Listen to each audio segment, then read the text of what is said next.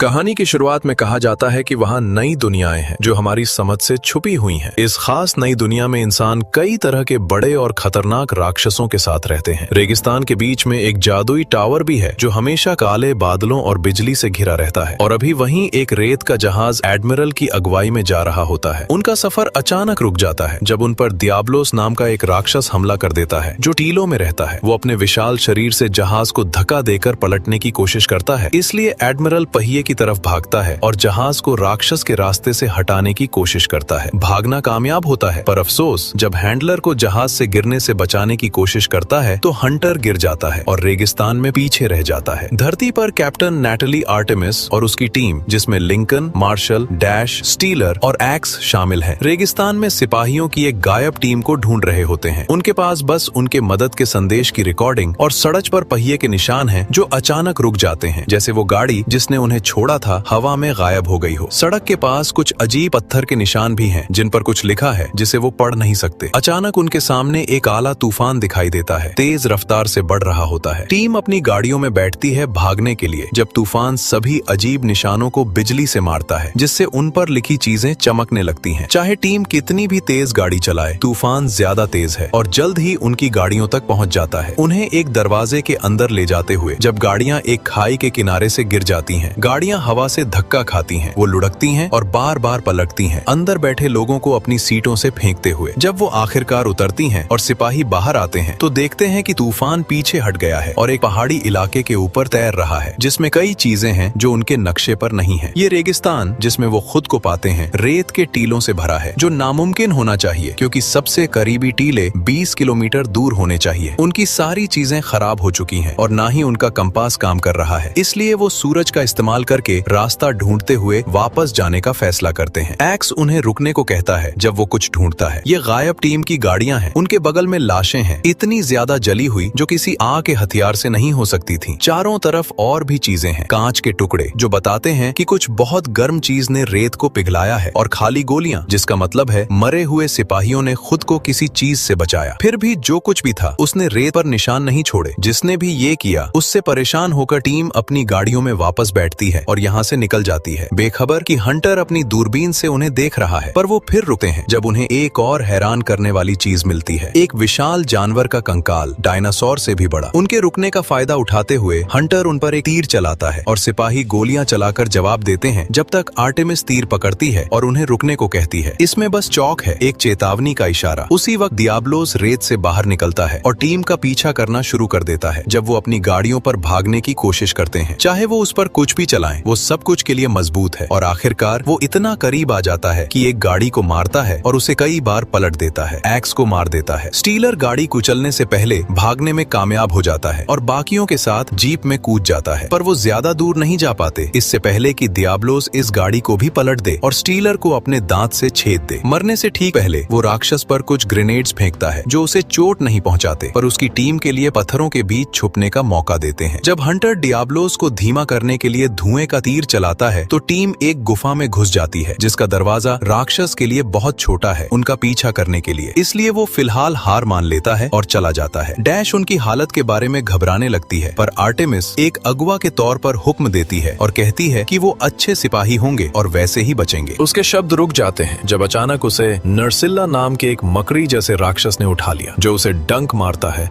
और लकवा मारने वाला जहर डालता है इससे पहले कि उसे गिरा दे और भाग जाए। जब सिपाही उस पर गोलियां चलाने लगते हैं, मार्शल और लिंकन आर्टेमिस को सीपीआर देने की कोशिश करते हैं पर कोई फायदा नहीं होता और डैश उनसे चलने की गुजारिश करती है क्योंकि और मकड़ियां आ रही हैं अब जब रात आ गई है। आर्टेमिस को मरा हुआ मानते हुए लिंकन, मार्शल और डैश गुफा छोड़ देते हैं जब वो राक्षस पर गोलियां चलाते रहते हैं हंटर की मदद से, जो एक चट्टान के ऊपर से धमाकेदार तीर चला रहा होता है, और भागना पड़ता है जब एक नर्सिल्ला उसके पीछे आती है। डैश फिसलकर गिर जाती है अपने ग्रुप के भागने में देरी करते हुए। इससे एक राक्षस को ऊपर से हमला करने और मार्शल को पकड़ने का मौका मिलता है। जब हंटर अपनी गुप्त गुफा में छुपता है तो आर्टेमिस जागती है, काफी चक्कर महसूस करते हुए। वो अपने साथियों की चीखें बाहर से सुन सकती है पर वो जल्द ही फिर बेहोश हो जाती है जब एक नर्सिल्ला उसे ढूंढ लेती है। अगली बार जब वो जागती है तो आर्टेमिस एक जाले के अंदर होती है, मकड़ियों के घोंसले में, जो किस्मत से इतना पतला है कि वो उसे अपने नंगे हाथों से फाड़ सकती है। एक बार आजाद होने पर वो देखती है कि वो हड्डियों से घिरी हुई है और जाले हैं जिनमें डैश और मार्शल की लाशें लाशें हैं। चक्कर और दर्द से लड़ते हुए आर्टेमिस अपने साथी का गिरा हुआ थैला उठाती है और 2 फ्लेयर्स, एक ऑक्सीजन कैन और कुछ गोलियां निकालती है। एक फ्लेयर को बचाव और रोशनी दोनों के रूप में इस्तेमाल करते हुए वो मकड़ी के जाले से बनी किसी तरह की गली में चलती है और अचानक लिंकन से चौंक जाती है, जो अपना हाथ महसूस नहीं कर पा रहा और सीने में दर्द महसूस कर रहा होता है। बेखबर कि राक्षस उन्हें फॉलो कर रहे हैं, आर्टेमिस लिंकन को एक बाहर निकलने की जगह की तरफ चलने में मदद करती है। तभी उसका फ्लेयर बुझ जाता है। दूसरे को चालू करने में जितना वक्त लगता है, उनके सामने एक नरसिल्ला दिखाई देती है, जिसे आर्टेमिस अपने नए फ्लेयर से दूर रखती है। चीजें मुश्किल हो जाती हैं जब लिंकन अपने जिस्म में और दर्द महसूस करता है और अपनी कमीज फाड़ देता है, सिर्फ ये देखने के लिए कि उसके घाव पर अंडे फूट रहे हैं। नरसिल्ला उसे पकड़ती है और उसे ले जाती है, और जब वो आर्टेमिस के साथ भी वही करने की कोशिश करती है तो वो फ्लेयर को ऑक्सीजन कैन के साथ मिलाकर उसे आग लगा देती है, पूरे घोंसले को जला देती है। आर्टेमिस बाहर निकलने की जगह की तरफ चढ़ना शुरू करती है और वो लगभग बाहर निकल ही जाती है जब एक नरसिल्ला उसकी टांग पकड़ती है और उसे वापस अंदर खींचती है। इसलिए वो खुद को आजाद करती है, उन गोलियों को आग में फेंककर जो उसने बचाई थी उन्हें फटाते हुए। जब वो आखिरकार गुफा से बाहर आती है तो सुबह हो चुकी होती है और सूरज की रोशनी मकड़ियों को उसका पीछा करने से रोकती है। अपने जिस्म पर रेंगने के एहसास के बारे में घबराने के बाद वो जमीन पर मिली एक गोली को काट कर खोलती है और अपनी टखने के घाव पर बारूद डालती है। फिर वो 2 पत्थरों को एक साथ मारती है चिंगारी बनाने के लिए और बारूद को जलाने के लिए अच्छे से घाव को दाग देती है। बाद में वो इलाके को बेहतर तरीके से समझने के लिए पहाड़ी पर जाती है, पर उसे बस चारों तरफ रेगिस्तान दिखाई देता है और वो तूफान जो उसे यहाँ लाया था दूर क्षितिज पर। ये घर वापस जाने की उसकी चाबी हो सकती है, पर पहले उसे कुछ टेस्ट करना है। वो एक पत्थर उठाती है और उसे रेत में फेंकती है, जिससे डियाब्लोस एक गुस्से से भरी दहाड़ के साथ बाहर आता है और जल्दी चला जाता है जब उसे वो नहीं दिखती। आर्टेमिस पत्थर के इलाके की खोज जारी रखती है, जबकि हंटर दूर से उसका पीछा करता है और एक जहाज का मलबा ढूंढती है जो 1 सेकंड के लिए उसे सोचने पर मजबूर करता है कि शायद उसे पानी मिल जाए, पर पीपे में सिर्फ रेत होती है। जब वो जहाज के बचे हुए हिस्सों में घुसती है तो हंटर पीछे से उस पर कूदता है और उसे पकड़ता है, पर वो तेजी से रिएक्ट करती है और हाथ से हाथ की लड़ाई शुरू हो जाती है। दोनों ही बेहद माहिर लड़ाके हैं जो एक दूसरे को सतर्क रखते हैं, पर जबकि आर्टेमिस हंटर के कंधे में उसकी अपनी चाकू से वार करने में कामयाब होती है, वो फिर भी उस पर हावी होने और लड़ाई जीतने में कामयाब हो जाता है। उसके हाथ बांधने के बाद वो आर्टेमिस को अपनी गुफा में ले जाता है, उसे तेज चलाने की कोशिश करते हुए, इससे पहले कि रात आ जाए और मकड़ियां फिर से बाहर आ जाएं। आर्टेमिस जमीन पर गिरती है और एक कांच का टुकड़ा उठाती है उसके देखे बगैर, इससे पहले कि उसे फिर से उठाया जाए और ले जाया जाए। गुफा में हंटर एक खास डिवाइस से पानी पीता है जो उसने बनाया था और चट्टानों से काई खाता है, पर वो आर्टेमिस के साथ कुछ नहीं बांटता और जब वो बात करने की कोशिश करती है तो वो उसे चुप रहने को कहता है क्योंकि मकड़ियां बाहर हैं, अंदर खोदने की कोशिश कर रही हैं। बाद में हंटर अपनी छाती के घाव के लिए एक खास मरहम बनाता है और 2 छोटी मूर्तियों के सामने प्रार्थना करता है जो वो अपने साथ रखता है, बेखबर कि आर्टेमिस सिर्फ सोने का नाटक कर रही है और असल में कांच के टुकड़े से अपनी कलाइयों पर रस्सी काटने पर काम कर रही है। अगली सुबह हंटर तूफान और राक्षसों को चेक करने बाहर जाता है और जब वो वापस आता है तो उसे आर्टेमिस वहाँ नहीं मिलती जहाँ उसने उसे छोड़ा था। उसके घात के शिकार होते हुए उसे मारने और बांधने के बाद वो उसके पानी से पीने की कोशिश करती है, पर वो डिवाइस को लात मार देता है ताकि वो इसे न पी सके। वो बात नहीं कर सकते क्योंकि वो अलग अलग भाषाएं बोलते हैं, इसलिए आर्टेमिस उसकी छोटी वेदी को तोड़कर जवाब देती है जो उसे गुस्सा दिला देता है। हंटर उस पर कूदता है और वो फिर से लड़ना शुरू कर देते हैं और सारी हरकत और लुढ़कना उन्हें गुफा से बाहर ले जाता है। चूंकि वो लुढ़कने को काबू नहीं कर सकते, हंटर एक छेद में गिर जाता है जो उसे मकड़ियों के घोंसले में ले जाता है, पर आर्टेमिस उसे ठीक वक्त पर पकड़ती है और उसे वापस ऊपर खींचती है, इससे पहले कि उसे बांधने वाली रस्सियों को काट दे। ये दिखाने की कोशिश करते हुए कि वो उसकी दुश्मन नहीं है, वो उसे सुलह की पेशकश के रूप में कुछ चॉकलेट देती है जिसे वो ट्राई करता है और स्वाद पसंद करता है। बदले में वो उसे अपना पानी का थैला देता है जिससे वो पीती है, इससे पहले कि पहाड़ी के किनारे तक उसका पीछा करे। वहाँ वो थोड़ा बात करने में कामयाब हो जाते हैं। वो दोनों तूफान में वापस जाना चाहते हैं, पर दियाब्लोस रास्ते में है। आर्टेमिस को लगता है कि उन्हें उसकी फौजी गाड़ियों तक वापस जाना चाहिए और उनके हथियार निकालने चाहिए, पर हंटर मना करता है। बंदूकें राक्षसों के खिलाफ बेकार हैं। बजाय इसके वो उसे मकड़ियों के घोंसले के दरवाजे पर ले जाता है अपना आइडिया समझाने के लिए। अगर वो एक मकड़ी मारकर उसका जहर ले सकते हैं तो वो उसका इस्तेमाल दियाब्लोस को हराने के लिए कर सकते हैं। आर्टेमिस मान जाती है, इसे एक राक्षस को दूसरे राक्षस को मारने के लिए इस्तेमाल करना कहते हुए, और बेमन से चारा बनना कबूल करती है। जब सूरज डूबता है तो वो पत्थर के इलाके के बीच में खड़ी हो जाती है और एक फौजी गाना गाती है एक नरसिल्ला का ध्यान खींचने के लिए। योजना काम करती है और जब एक मकड़ी दिखाई देती है तो आर्टेमिस उस जाल की तरफ भागती है जो उन्होंने लगाया था। नर्सिल्ला एक रस्सी पर कदम रखती है जो उसे पकड़ लेती है और हंटर इस मौके का फायदा ऊपर से अपनी विशाल तलवार के साथ कूदने के लिए करता है और उसके सिर को आधा काट देता है। वो उसके डंक को भी काट देते हैं जिसे वो गुफा में वापस ले जाते हैं इससे पहले कि और मकड़ियां उनके पीछे आएं। गुफा में एक छोटा सा मजेदार लम्हा शेयर करने के बाद हंटर उसे समझाता है कि मूर्तियां उसकी फैमिली को दर्शाती हैं जो अब मर चुकी हैं। अगले दिन वो अपनी योजना तैयार करना शुरू करते हैं। नर्सिल्ला के डंक के अंदरूनी हिस्से एक तीर के चारों तरफ लपेटे जाते हैं। वो जहाज के मलबे पर एक जाल बनाते हैं और आर्टेमिस को कवच और हथियार दिए जाते हैं ट्रेनिंग के लिए। एक ग्रैपलिंग हुक जैसा है, दूसरा 2 तलवारों का सेट है जिसे आग लगाई जा सकती है जब एक साथ दबाया जाए। जब योजना को अमल में लाने का वक्त आता है तो शुरुआत में काफी अच्छा चलता है। वो एक मेकशिफ्ट गुलेल छोड़ते हैं जो एक पीपा उड़ाकर भेजता है और वो एक टीले के बीच में गिरता है जिससे दियाब्लोस उनसे सुरक्षित दूरी पर बाहर आता है। आर्टेमिस और हंटर उसकी फौजी गाड़ियों की तरफ भागना शुरू कर देते हैं, दियाब्लोस उनका पीछा करते हुए, पर उन्हें रुकने के लिए मजबूर होना पड़ता है जब राक्षस रेत के नीचे छुप जाता है। हंटर चारा बनने का फैसला करता है जबकि आर्टेमिस अपने हथियार लेने जाती है, पर उसकी दौड़ के दौरान वो गलती से अपनी फैमिली की मूर्तियों वाला थैला गिरा देता है। जब वो उसे उठाने वापस आता है तो दियाब्लोस मौका लेकर बाहर आता है और उसे उड़ा देता है। हंटर वक्त बर्बाद नहीं करता और जहरीला तीर सीधे उसकी आंख में मार देता है। इससे दियाब्लोस गुस्से में आ जाता है और उसके पीछे तेज जाता है, पर आर्टेमिस उसे गाड़ी की मशीन गन चलाकर ध्यान भटकाती है। दियाब्लोस जहर की वजह से चक्कर महसूस करने लगता है, पर गोलियां अभी भी उसे चोट पहुंचाने के लिए काफी नहीं है, इसलिए वो करीब आता है और गाड़ी को पलट देता है जब आर्टेमिस उसमें छुप जाती है। राक्षस उसका पीछा करना जारी रखता है जब वो बाहर निकलती है और हंटर इस ध्यान भटकाने का फायदा उठाकर उसके सिर पर कूदता है और अपनी तलवार उसके बीच में घुसा देता है। अफसोस ये काफी गहरी नहीं जाती, इसलिए दियाब्लोस उसे अपने शरीर से हिलाकर गिरा देता है और उसे उड़ाकर दूसरी गाड़ी से टकराने तक भेज देता है। इसे खत्म करने का अभी भी मौका है, इसलिए आर्टेमिस अपना हुक दियाब्लोस के सिर पर चलाती है ताकि जब वो हिले तो उसे अपने साथ उठाए, उसे उसके ऊपर उतरने में मदद करते हुए। वो तलवार को धक्का देती है और जो हंटर ने शुरू किया था उसे खत्म करती है। अच्छे से आखिरकार दियाब्लोस को मार देती है। चूंकि हंटर अभी भी बेहोश है, आर्टेमिस गाड़ियों से जितना सामान मिल सकता है उठाती है और राक्षस की सख्त चमड़ी का एक टुकड़ा काटकर एक अस्थायी स्ट्रेचर बनाती है और हंटर को रेगिस्तान में अपने साथ घसीटती है। कई घंटों के बाद हवा तेज चलने लगती है और उन्हें खतरे में डालती है, इसलिए आर्टेमिस उनके चारों तरफ एक तंबू लगाती है और इमरजेंसी फौजी किट इस्तेमाल करके उसका दिल धड़काती रखती है। रेत का तूफान आखिरकार चला जाता है, उन्हें रेत में दफन छोड़ते हुए, पर तंबू की वजह से वो दोनों बच जाते हैं और आसानी से बने हुए टीले से बाहर निकल जाते हैं। एक और लंबी वॉक के बाद आर्टेमिस और हंटर एक नखलिस्तान तक पहुंचते हैं, इसलिए वो आराम करने का फैसला करते हैं। इलाके में एप्सेरोस नाम के कछुए जैसे जीव रहते हैं जिनके बारे में हंटर समझाता है कि वो शाकाहारी हैं, इसलिए उन्हें उनसे डरने की जरूरत नहीं है। जब आर्टेमिस पानी पीने के लिए करीब आती है तो सेफलोस नाम का एक और राक्षस उस पर हमला करने के लिए उसमें से बाहर आता है, पर हंटर उसे अपनी तलवार की एक तेज झटके से मार देता है और बाद में आग पर भून लेता है। दोनों के खाना खाने के बाद रात गिरती है और वो नखलिस्तान को जलाने वाली आग से अचानक चौंक जाते हैं। एक और राक्षस हमला कर रहा होता है, एक जो अब तक देखे गए सबसे बड़ा है, रेथलोस, एक आग उगलने वाला परिंदा। डरे हुए एप्सेरोस का एक झुंड भगदड़ में आता है रेथलोस से भागने की कोशिश करते हुए और हंटर चुपके से निकलने में कामयाब हो जाता है, पर आर्टेमिस उनके बीच में जमीन पर गिर जाती है। वो सोचती है कि वो कुचली जाएगी, तभी अचानक एक शख्स उसके सामने दिखाई देता है। ये एडमिरल है, एक जलती हुई तलवार घुमाते हुए एप्सेरोस को करीब आने से रोकने के लिए। आर्टेमिस खड़ी हो जाती है और अपनी 2 तलवारों पर आग चालू करती है उसकी मिसाल फॉलो करने के लिए, जबकि हंटर एक चट्टान के किनारे तक पहुंचता है। वो भी लगभग कुचला जा रहा होता है अगर हैंडलर न होती, जो एक रस्सी से लटकती हुई दिखाई देती है उसे उठाने और किनारे से दूर ले जाने के लिए। जब सारे एप्सेरोस चले जाते हैं तो आर्टेमिस एडमिरल को मदद के लिए शुक्रिया कहती है और वो उसे अंग्रेजी बोलकर चौंकाता है इससे पहले कि उसे एक मुक्का मारकर बेहोश कर दे। वो कुछ देर बाद एक जहाज में एक पिंजरे के अंदर जागती है जबकि एडमिरल का दल उसे देख रहा होता है। उन्हें हंटर भेज देता है जो जाहिर तौर पर उसकी कैद के बारे में शर्मिंदा महसूस करता है, पर वो इसके बारे में कुछ नहीं कर सकता। उसके जाने के बाद भी आर्टेमिस देखती है कि उसके पिंजरे के फर्श में एक दरवाजा है, इसलिए वो बेंच का इस्तेमाल ताला तोड़ने, दरवाजा खोलने और रसोई में छुपने के लिए करती है। जब वो एक चाकू चुराने की कोशिश करती है तो वो एडमिरल के बिल्ली जैसे साथी और ऑफिशियल रसोइया पैलिको से चौंक जाती है जो उसे कुछ भी लेने नहीं देता। तभी हंटर अच्छी खबर के साथ आता है, आर्टेमिस अब आजाद है। वो उसे एडमिरल से मिलने ले जाता है जो गलतफहमी के लिए उससे माफी मांगता है और उसकी बेड़ियां हटाता है इससे पहले कि समझाए कि उसने पहली जगह ऐसा क्यों किया। एडमिरल उसकी दुनिया से और वो इस दुनिया के साथ क्या कर सकती है उससे डरता है। आर्टेमिस पहली नहीं है जो यहाँ आई है और पिछले मेहमानों से ही उसने उसकी भाषा सीखी थी। इस सब के लिए जिम्मेदार चीज स्काई टावर है जो तूफान से घिरे पहाड़ की चोटी पर है। ये एक प्राचीन तहजीब का अवशेष है, काफी तरक्की याफ्ता और खतरनाक। ये प्राचीन लोग दुनियाओं के बीच सफर करना जानते थे, पर अब वो खत्म हो चुके हैं क्योंकि तकनीक ने उन पर पलटवार किया और एडमिरल को शक है कि धरती का इसमें कुछ हाथ हो सकता है। वो टावर की जांच करने जा रहे हैं, पर रैथलोस एक खतरनाक रुकावट है। एडमिरल कहता है कि अगर आर्टेमिस उन्हें हराने में मदद करती है तो वो बदले में उसे घर पहुंचाने में मदद करेंगे। तो बेशक आर्टेमिस मान जाती है। दल सुबह पहाड़ के लिए निकलता है और वो एक लंबी मुश्किल चढ़ाई के बाद टावर तक पहुंच जाते हैं। स्काई टावर लावे पर खड़ा है और उन्हें लगता है कि वही इसे ताकत देता है जिससे ये तूफान को काबू कर पाता है और उसकी दुनिया के लिए एक रास्ता बना पाता है जो काफी अस्थिर लगता है। जैसे ही वो टावर की तरफ कुछ कदम उठाते हैं, उन्हें जमीन पर कांच के टुकड़े मिलते हैं, मतलब रैथलोस करीब है। एडमिरल के उन्हें याद दिलाने के बाद कि परिंदा आग उगलने से ठीक पहले कमजोर होता है, टीम बढ़ जाती है और लड़ने के लिए तैयार हो जाती है। रैथलोस दल के कुछ लोगों को जलाता है इससे पहले कि उनके और टावर के बीच उतरे। एडमिरल सबसे पहले उसके पीछे जाता है, आर्टेमिस और हंटर उसके करीब से फॉलो करते हुए। उन सब के हथियारों पर आग होती है ताकि कोई नुकसान कर सके। दल के बाकी लोग भी मदद करने की कोशिश करते हैं, पर रैथलोस उन्हें धक्का देकर दूर कर देता है, जबकि टावर अपने चारों तरफ सभी खास निशानों को रोशन करना शुरू कर देता है, उन निशानों से मिलते जुलते जो आर्टेमिस ने अपनी दुनिया में देखे थे। जबकि वो कुछ वार लगाने में कामयाब हो जाते हैं, उनका नुकसान जीव को नीचे गिराने के लिए काफी नहीं है। रैथलोस आर्टेमिस का आग से पीछा करता है जब तक वो चट्टान से कूदने के लिए मजबूर नहीं हो जाती, सिर्फ एक दरवाजे में गिरने और अपनी दुनिया में वापस उतरने के लिए। एक फौजी बचाव दल उसकी मदद के लिए दिखाई देता है, दावा करते हुए कि वो उसकी यूनिट को काफी देर से ढूंढ रहे हैं। उसे एक स्ट्रेचर पर डालने और अपने हवाई जहाज में ले जाने के बाद वो उड़ान भरते हैं, पर वो ज्यादा दूर नहीं जा पाते। तूफान फिर से उनके ऊपर दिखाई देता है और रैथलोस इस दुनिया में उड़ता हुआ आता है। राक्षस हवाई जहाज को तबाह कर देता है और उसे गिरा देता है, इससे पहले कि दूसरी गाड़ियों के पीछे जाए। गोलियों की बारिश से परेशान नहीं होता जो सिपाही उस पर चला रहे होते हैं और उन सबको मार देता है, उन पर आग उगलकर या उन्हें खाकर। आर्टेमिस जो गिरने से बचने में कामयाब हो गई है, ये सब देखती है और एक योजना के साथ आती है। टूटे हवाई जहाज से 2 फ्लेयर्स उठाने के बाद वो रैथलोस की तरफ भागती है और अपना हुक उसके पंख पर चलाती है, अपनी चाकू से उसे वार करते हुए जब वो करीब खींची जाती है। इससे जानवर गुस्से में आ जाता है जो उस पर आग उगलने वाला होता है जो उसने किया उसके लिए। आर्टेमिस इस मौके का फायदा फ्लेयर को आग लगाने के लिए करती है, इस प्रोसेस में अपना हाथ जलाते हुए, और इसे रैथलोस के खुले मुंह में फेंक देती है, उसे अंदर से जला देती है। अफसोस ये अभी भी राक्षस को मारने के लिए काफी नुकसान नहीं है। वो फिर से उठता है, आर्टेमिस पर हमला करने के लिए तैयार, पर हंटर उसे रोकता है जो अपने कुछ धमाकेदार तीर चलाना शुरू कर देता है। उनमें से एक रैथलोस के अंदर फ्लेयर से छोड़े गए घाव से घुसने में कामयाब हो जाता है और ये आखिरकार जानवर को मारने के लिए जरूरी आखिरी वार है। एडमिरल उसके बाद आता है, उसे बताते हुए कि वो आए क्योंकि वो राक्षसों को उसकी दुनिया को तबाह नहीं करने दे सकते थे। स्काई टावर ने एक और दरवाजा खोला है और गोर मगाला नाम का एक जीव उसके ऊपर है, इसलिए आर्टेमिस उनके साथ दूसरी दुनिया में वापस जाने का फैसला करती है, टावर को तबाह करने और इस चक्र को हमेशा के लिए खत्म करने के लिए। वो हंटर और एडमिरल नए राक्षस के पीछे जाते हैं, उसे उसकी दुनिया में वापस धकेलते हुए, जब रसोइया पैलिको लड़ाई में शामिल हो जाता है। उनके लिए अनजान एक रहस्यमय चादर में लिपटा शख्स टावर की चोटी से लड़ाई को देख रहा होता है। अगर आपको वीडियो पसंद आई हो तो हमारे चैनल को सब्सक्राइब और वीडियो को लाइक जरूर कीजिएगा।